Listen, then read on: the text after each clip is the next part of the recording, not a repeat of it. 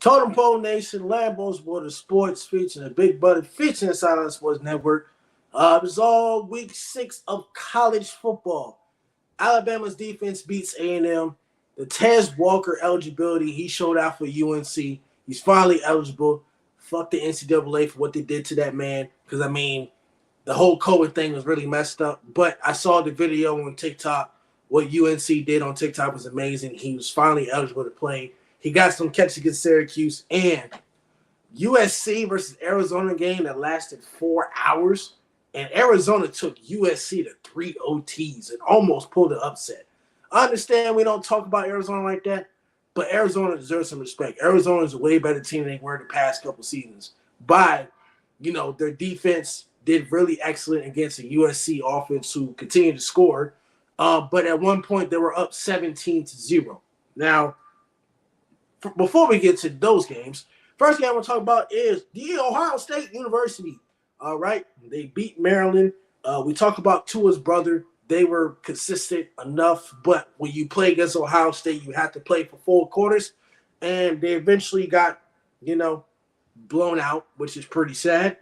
But he threw 2 interceptions. They couldn't really do too much. Ohio State was a better team. McCoy didn't throw any interceptions. The run game was still weak, but Marvin Harrison Jr. went off. He didn't go off against Notre Dame. He went off against Maryland, so Maryland defense could not contain that guy. What are your thoughts on this game, and is Ohio State still a top 4 contender? Yeah, especially with Texas losing, I think that they probably slide into the 3 spot. I was pretty, 10-10 at halftime. I was pretty excited for a great second half, and then, it was 20-17 at the end of the third quarter. So like you mentioned, it's a 4-quarter game. You got to show up for 4, and obviously they didn't. And that's what ultimately was their demise. They just couldn't hang. And that seems to be the difference of most of the, games where you think that the little guy has somewhat of a chance. And it normally comes in the knockout punch comes in the 4th quarter. We've seen it multiple times this year. And it happened again. Well, what about this game right here? Missouri was up the whole time against LSU until a pick 6 at the end of the game that sealed it. Missouri is giving LSU defensive problems. LSU does pull off the win by 10 points in a 49-39 game. Jaden Daniels has never been the issue. He played this game. He balled lights out. He cut down on the turnovers. They ran the ball for a combined of 271 yards. Jaden Daniels with 130 yards rushing on the ground, including Logan Diggs for another 134. And, of course, Malik Neighbors for 6 of 146 and a touchdown. Now, he had a fumble, but he didn't lose it. Missouri did not play bad. They're 5-1. They upset Kansas State. All right, Missouri was one of the bottom teams last year, but the 2 interceptions of Brady Cook hurt. Luther Burden was their main receiver. They had LSU beat, but the turnovers caught with them at the end. It would have been a nice story to put that LSU get upset, and then Brian Kelly probably, I don't think he's on the hot seat, but fans are really yelling at him, especially after that Ole Miss game.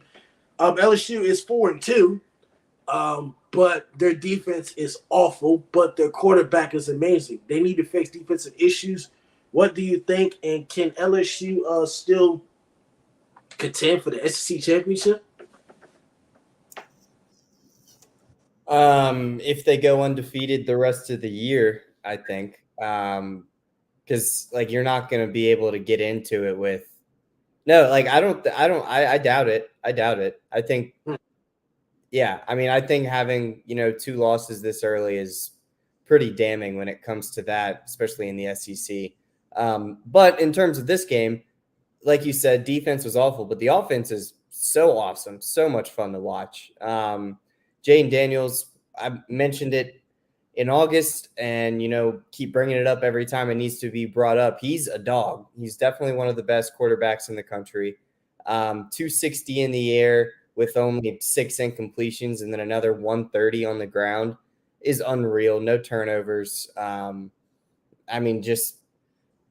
the offense was not the reason this game was close. I'll say that. Malik Neighbors, we've seen it pretty much every week up to this point of him just dominating games. So, like Missouri, credit to Missouri. They just couldn't hang on in the fourth. Like you mentioned, the turnovers caught up with them. But, yeah, I mean, Jaden Daniels, I think, is the takeaway from this game. He's still a top-level quarterback. Next game, UCLA upset Washington State. Now, I mentioned Washington State was a sleeper. Despite UCLA only scoring 7 points on Utah, UCLA found a way to win. Now in a very low-scoring game, of course, but this has to be one of these upsets where it's like, hey, is UCLA back? Can they possibly compete for the Pac-12 championship despite Utah losing? USC is the only undefeated team, and Colorado already lost 2 games, and they barely beat Arizona State. So is UCLA that team to get in the Pac-12 championship? Not yet, I don't think. And Oregon is also undefeated. So yeah, Oregon too. But it's we make our picks Washington. Washington's undefeated now too, right? Yeah. Yeah. So both teams undefeated. Yep. Sorry. Yeah, I don't think this year is the year that they do it. I think the Pac-12 is just way too stacked. They're doing too well. And, like Dante, the freshman QB for UCLA, he's good and he shows a lot of promise, but he's still not like a great passer yet. He's 50% in this game, and on the season, he's, like low 60s, I'm pretty sure. So he needs to get a little bit more polished as a passer. He had 2 interceptions in this game. So the defense really helped him out in, keeping the Washington State offense from punishing them for those turnovers. Running the ball, obviously, Carson Steele went crazy, 140 yards on a lot of touches, 30 touches. And, through the air, that it was pretty spread out, but no receiver really stands out or anything. Great upset by UCLA. But in terms of, do I think they can compete this year for anything in the Pac-12, I'm going to say a hard no. I just don't think the team is ready yet to compete with the top dogs of the Pac-12, which right now are top dogs in the country. And Cameron Ward, by the way, his QBR was since I'm going to act like Skip Bayless, because Skip Bayless loves to talk about QBR. He loves to talk about Pro Football Focus. So his QBR was a 32.8, and it's not good. It's not good. 32.8 it's horrific. It's awful. His turnovers are awful, but Washington State's first loss, I'm not very surprised, but I think Washington State could sneak up there probably as a top 17 in the Pac-12. I'm not sure. They'll probably finish the season maybe 9-3.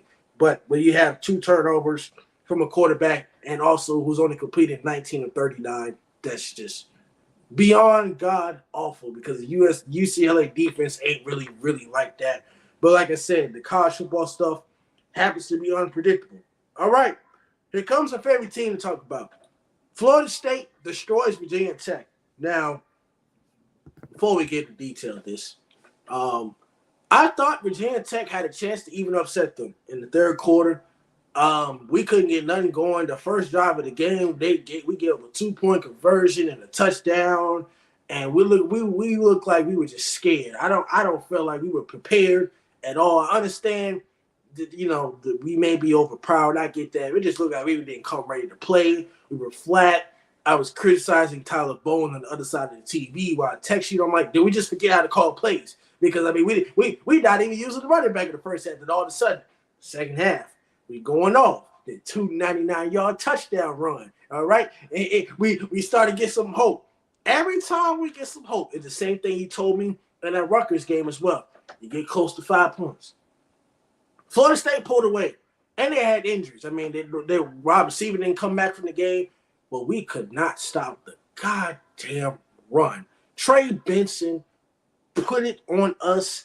It wasn't even close. He ran for 200 yards and 2 touchdowns. Jordan Travis didn't do shit, and we still can't beat Florida State. I mean, we contained their pass game enough. We played great coverage in the second half, that run game. He just literally it'll be 3rd and 20. They still run for a touchdown. What are your thoughts on this game? Florida State, by the way, will probably sneak in the top 4 if they win the rest of the games, despite Miami losing, Texas losing as well, and all that undercutted stuff. What is your thoughts on this game and what does Virginia Tech need to improve on besides that damn run defense? I think Tyler Bowen might be on the hot seat, especially for this Wake Forest game, because I guess he forgot how to call plays in the first half, and then we just went backwards after that. What the fuck happened? Yeah, I don't know. We got lucky that they didn't want to throw the ball more, I think. No, we definitely had good plays in the secondary. Like there were good pass breakups and stuff, but they still had dudes wide open. Like they were calling up plays at the right time against like our defense when we would be in a zone that they knew how to exploit. And next thing you know, there's a wide open guy in the middle of the field. And it's like, okay, how the hell did he get there all by himself? So like that shit that happened a good amount, and it's happened all year. I think we've just been able to do enough in the secondary to not let someone go off. But this is the 3rd time this year in 6 games where we've let a running back go absolutely stupid. And that's exactly what he did. I mean, he only had 11 carries and he had 200 yards. So, defensively, that's really what it's come down to. It's what I was saying after week 1. It's what I'm saying now after week 6. It's the run game. We need to stop the run. We have not been able to do it all year. And yeah, I had hope too at halftime. After Tootin took it back, 5-point game, sign me up, dude. Like, let's go. Why not us? Why not us? That's what I was thinking. Drone, like we ran for 200 yards as a team. So like our running game was popping. I understand we couldn't run it as much in the second half after they returned fire after our touchdown with a, touchdown right back in the second half. But I will say that, like maybe getting the ball to Tootin a little bit more would have been nice. Malachi Thomas looked great. He got the ball 10 times. I think that's a good number to give it to him if we can still get Bishal like 15 carries at least. He only had 8. So I didn't like that too much. Kyron, obviously, he's been good in the run game all year since he's been the starter, and he's great again yesterday. Still a little bit shaky in the air, but, I mean, he's not a very experienced passer. He can throw the ball. It's not that, like, the dude can't throw. I think he can throw just as well as Grant can. I think just sometimes way better. Yeah, way better than Birdmeister too from a year before. Way better than Birdmeister. I agree. I'm just saying, like, statistically, Grant and his stats are pretty close, but like who can throw a better ball is clearly Kyron. We just missed a few opportunities. They were talking about it on the broadcast during the game. He's leaning. So when he threw that deep ball, it went straight to like the sideline. It's not like the deep ball he threw against Pittsburgh was nice and perfect. He let him. Even on the deep ball, like that wasn't the throw to make. So like, that was on like the third quarter or something like that. And then it was on the reverse, and then he tossed it back to Kyron, and he had the streak, and then he had Felton going on a cross. Lewis Reddick was saying that he had somebody else like wide open on the cross. Yeah, that was Felton going across the field, and he decided to throw it to the streak, not the cross. The cross was wide open for 6. Streak, obviously, he didn't hit the throw. So, like, it's not that he can't do it. It's just decision-making needs to get a little better, which Pry has said after pretty much every game he's played. Like he's played well, but there's definitely still some decisions that we need to, clear up and get fixed for next time. So I wasn't like super discouraged. I thought I went into it with the expectation that we were going to lose. And so the fact that we were at least competitive in the third quarter, I was, I wasn't too upset. Now the run defense has been the Get issue. on my nerves since Yeah, week it's one, yes. and Marshall, I think Pitt got. I had enough with it when we gave Yeah, them all the run games to Marshall. I had enough. right. Man. Right. So obviously, like, still pissed off about that. But in the grand scheme of things, this is definitely not a game that anybody thought we would win to begin with. So the fact that we had it competitive in the second half was pretty encouraging, I thought. All right, Alabama escapes A&M. Now they couldn't run the ball. They had a lot of penalties. They still win. They had to take 14 penalties and still won. Jermaine Burton, ladies and gentlemen.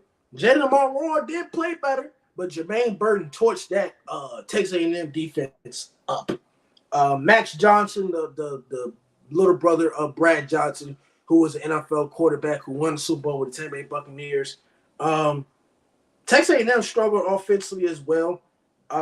They had a turnover. They had a lost fumble and whatnot, or no, they didn't. But A&M couldn't score on offense. Alabama was better on defense. If Alabama didn't beat themselves with penalties, they would have had more points because they had a block field goal that was called back, I think, because of a clipping or a chop block. The game would have been an 11-point blowout. So the A&M defense stepped up. A&M is 4-2. They do play Tennessee next week. That is not an easy team. So Alabama plays, of course, Arkansas next week at home. So what was your thoughts on this game? Jalen Monroe is the quarterback going forward. He's playing better.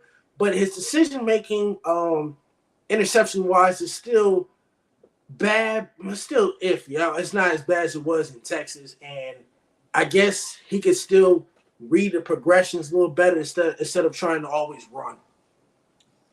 Yeah. And, that really caught up with them in the game. Like, luckily they still got out of there with a win.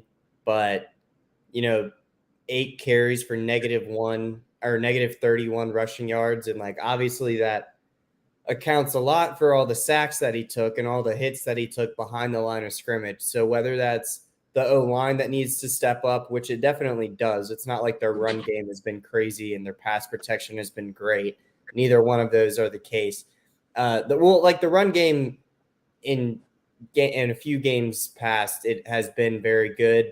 It wasn't the case in this game. And obviously, excuse me, the O-line was getting torched when it came to getting pressure on the QB.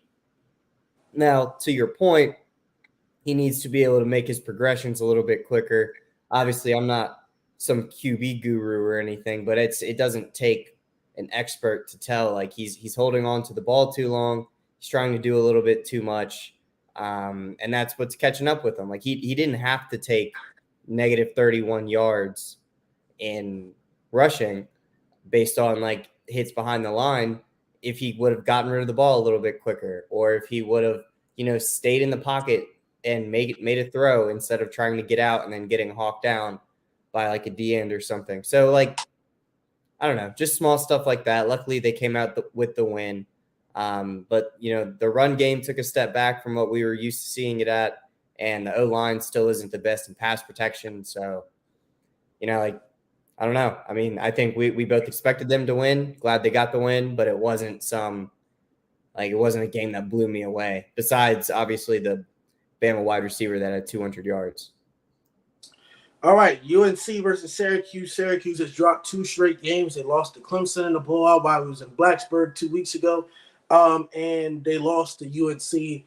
This game was we picked UNC. I thought this game would be more competitive. This game was not close. By the way, Syracuse does play Virginia Tech in 2 weeks, which I will be there for that Thursday game as well. But before they play us, they play Florida State, which there'll be a 3rd straight loss because Florida State is too good. UNC and Tez Walker, congratulations. He's finally eligible. Fuck the NCAA for what they did to him, make him not play for the first 5 games. He got his eligibility. If you watch the video, it was great.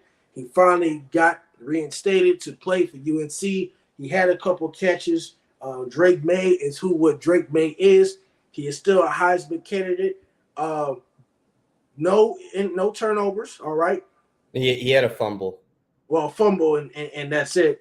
But other than that, they ran the ball combined of 202 yards rushing, no interceptions. is UNC the team to make the ACC championship game? Now they made it last year with Clemson, but could they possibly go undefeated the rest of the way?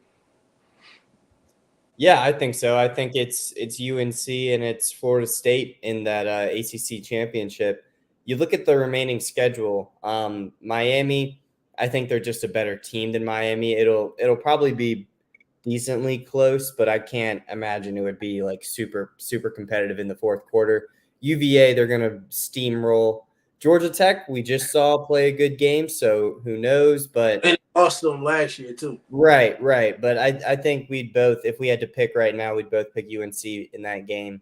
They play Campbell, which is that's a November cupcake. Duke is a tough game, and then Clemson is a tough game right after. So, those I think are the real tests for the remainder of the season.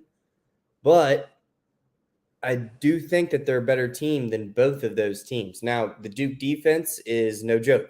So, Well, that's also, by the way, if Riley Leonard is still, if he recovers from that horrific injury he had against. But I think it was just a sprain. So that's 1, 2, 3, 4, 5 weeks from now. Well, yeah, we'll see how healthy he is then. And then when you're talking about Clemson, what type of Clemson team are we going to get? That's going to be the question. Are we going to get Clemson last year that scored points with Kate Klubnik? Clemson struggled with Wake Forest, so we don't know what type of Clemson team we finna get. That just comes down to that. Yeah, for sure. Go ahead and finish your point. No, I was just saying, yeah, like I think they are the team that makes the ACC championship to go against Florida State. I don't know how that will go, but I do know that I'm fairly confident in them being that representative there. All right. Georgia destroys Kentucky. I watched part of this game before watching Duke and Louisville and Notre Dame, and it wasn't close either. Carson Beck and Bowers are on pace to be the number one offense in college football. I understand Georgia plays a cupcake schedule. We get it. We said it multiple times. Georgia with this schedule is going to go undefeated the rest of the way. I think their only tough competition will probably be Missouri, Ole Miss, and Tennessee. That will compete with them probably until like the third, fourth quarter. Will Georgia repeat as national champions?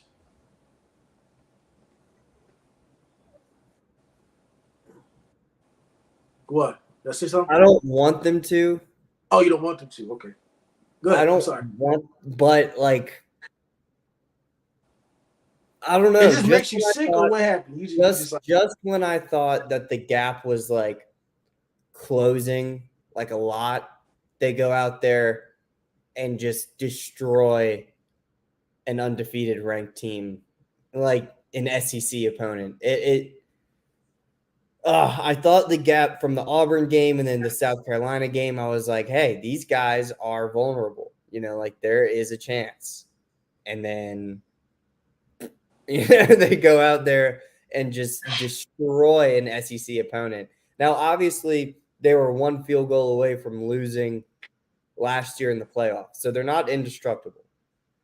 But, it's going to come down to who they face in the playoff.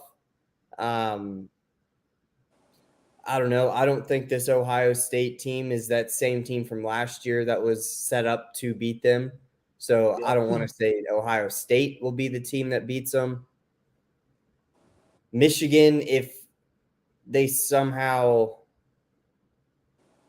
I guess they would meet in the championship if Michigan stays 2. So, Michigan I think could beat them, but that's like it really in my mind.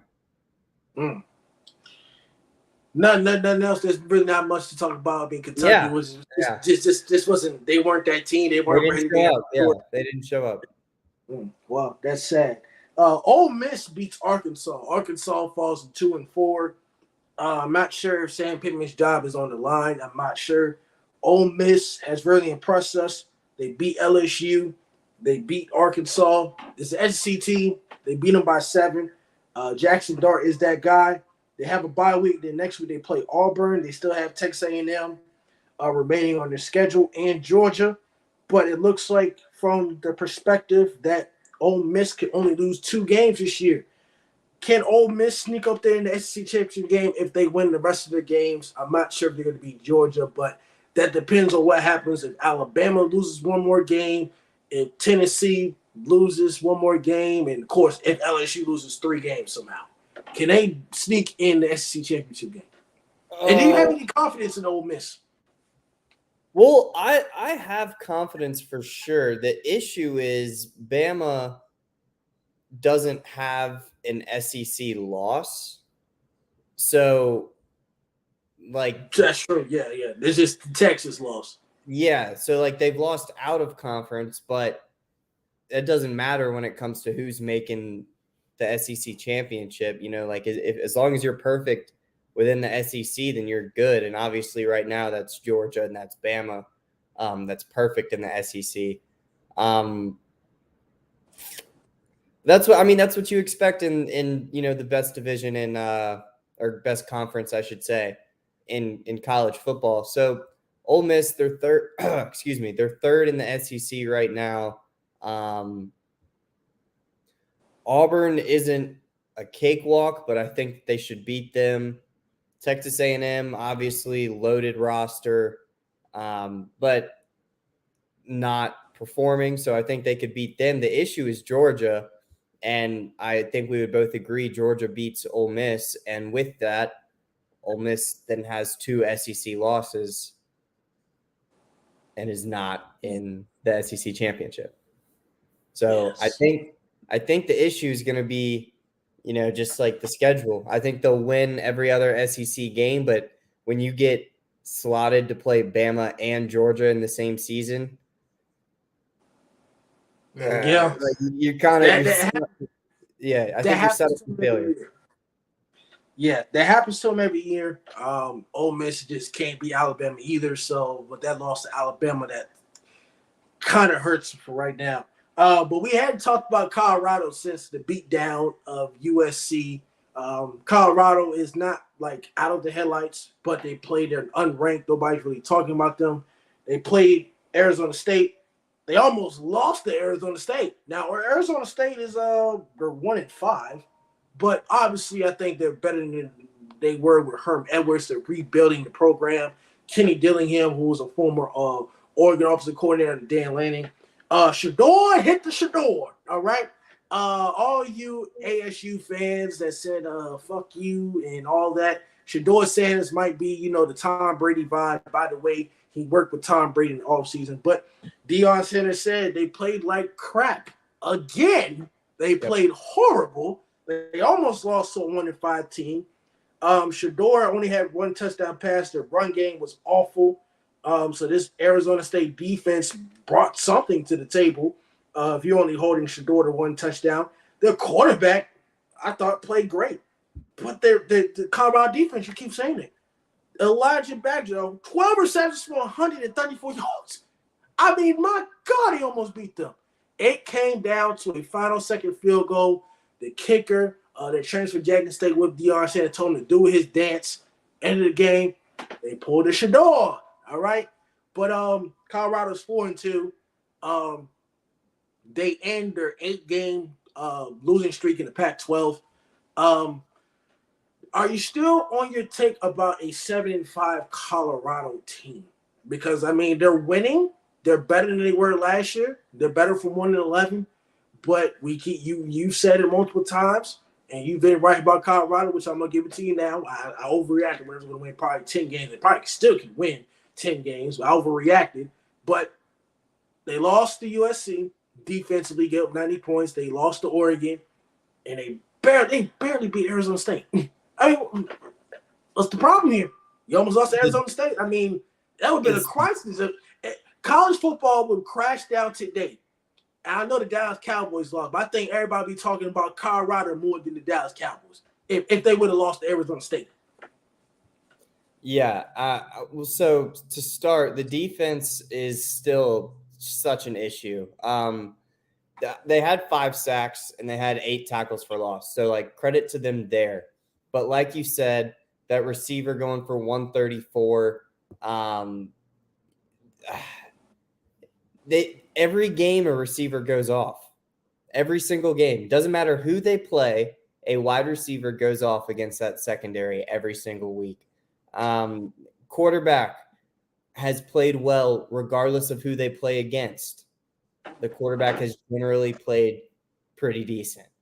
And like, it's just, I feel like that's your defense allowing that quarterback to look better than he is. Now, when it comes to USC and Oregon, I'm not referring to those guys, but Colorado State and then this game are what I'm more talking about.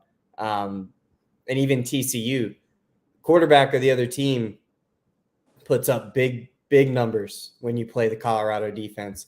And then looking at, the season as a whole, if I think I'm still on the seven win, like maybe 8 if they can pull something off. But with the remaining games of Stanford, UCLA, Oregon State, Arizona, Washington State, and then Utah, so it's 6 games. Yeah, I mean, that would be them going 3-3 in the remaining 6. Utah, I think their defense is still, I mean, I know that they didn't play their best game against Oregon State, but their defense is still good. And they will have Cam Rising back. They have other weapons on offense. So I think that'll be a very tough game. Washington State, we saw them just lose, but they've obviously been very good this year. Arizona just took USC to overtime. And Oregon State, we saw them upset Utah. We saw UCLA pull it out. But I think out of the ranked teams, which they have to play 4 ranked teams with the last 6, I think their best chance of winning is against UCLA. Maybe Washington State, but I do think UCLA is the best chance. But I don't think going 3-3 with 4 ranked opponents in your last 6 games is crazy. I think 7-5 is pretty realistic. All right, last game for college football before we get to NFL. Arizona, by the way, is a better team than were last year. They took USC to 3 overtimes. It was a long game to watch. My God, that game was 4 hours. It ended at about 2:30 in the morning. Just like the Colorado and Colorado State game, but it was more entertaining. This game was entertaining as well. That USC defense is very suspect, and they play a good Notre Dame defense despite their struggles, which we'll talk about that tomorrow. USC does have weaknesses. By the way, Noah Filter had 5 touchdowns. 5 touchdowns exposing. I mean, they beat USC on pitch plays, a pitch run play that ran for a touchdown. They both combined, the running backs combined for 200 yards rushing. Caleb Williams only had 1 passing touchdown, but, he had 3 rushing touchdowns, so he's still that guy. Arizona had him on the ropes. They were just tired at the end. But USC defense is very suspect, and they got to go to travel to the Fighting Irish of Notre Dame. They have weaknesses, but like you said, they're like Georgia. They have some weaknesses, but they will be beaten. Do you think USC undefeated streak will end, if not next week, end at some point in time? I think it will end against Utah, but it depends on the quarterback play. How well does the quarterback play in the future? Yeah, Caleb was a little shaky Saturday.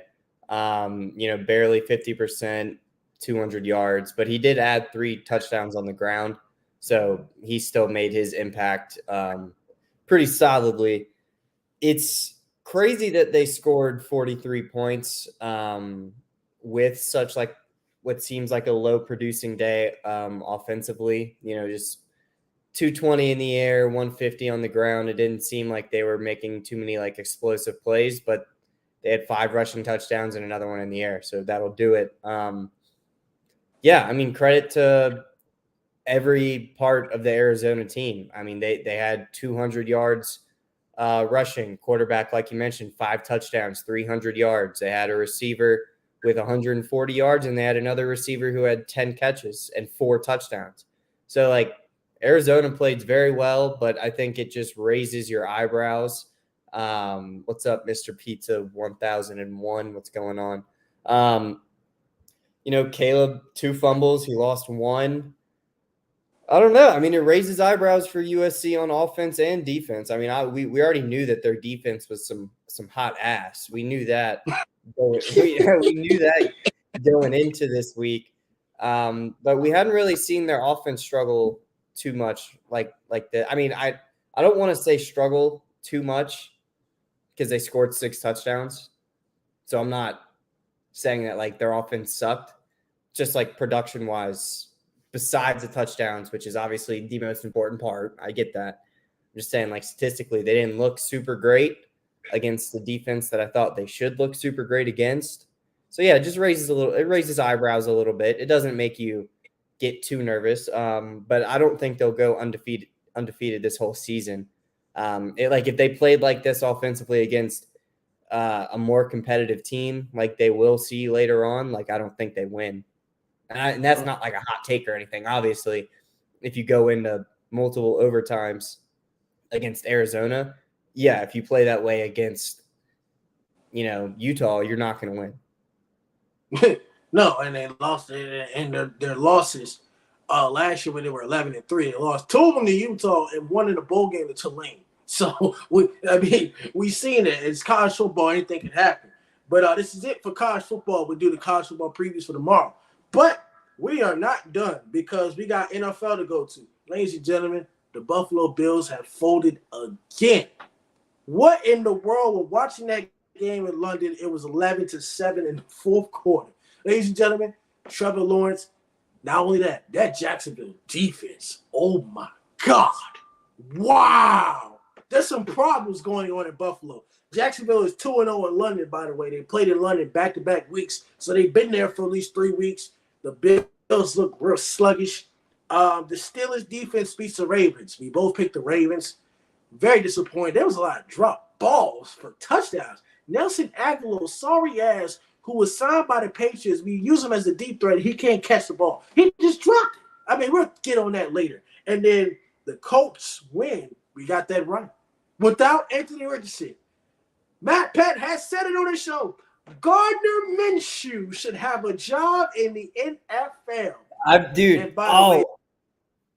No, you're good. We'll get into it. We'll get into it next episode. I've been on that for so long. I'm glad that I finally have a platform to talk about it on. Gardner Minshew deserves a starting job in this league. He's doing nothing right now but continuing to prove that fact. Yes, I agree. Also, I'm going to shout out one of the people I watched on Last Chance U, former head coach Indy, Jason Brown. Coach Brown, he said it as well. So both of y'all have said it. But definitely my main man has said that Gardner Minshew deserves a starting job in the NFL. But we'll talk about that next. And that was For the Sports. We'll catch you in 5 minutes.